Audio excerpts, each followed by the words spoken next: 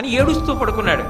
అంటే ఇంత తల పగిలిపోతున్న తండ్రి ఏదా లెక్కిలా పట్రా అని తాను చేసేసి ఒక కాగితం మీద అక్కడ పెట్టి రేపు వాడిని లేవగానే ఎక్కించేసుకోమను అని పడుకున్నట్టుగా నిద్రపోతున్నటువంటి అర్జునుణ్ణి నిద్ర లేపకుండా కలలో తనతో కైలాసానికి తీసుకెళ్ళి శంకర దర్శనం చేయించి పాశుపతాస్త్ర సిద్ధిని మంత్రసిద్ధిని అర్జునుడికి కలిగేటట్టుగా చేసి వెనక్కి తీసుకొచ్చాడు.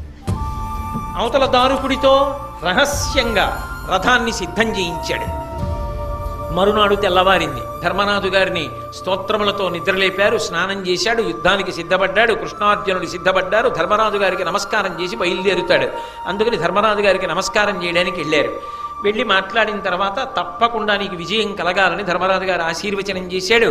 ఆశీర్వచనం చేసిన తర్వాత యుద్ధభూమికి బయలుదేరబోతూ ఆగి ధర్మరాజు గారు అన్నారు, అర్జునుడు అన్నాడు, అన్నయ్య ఒక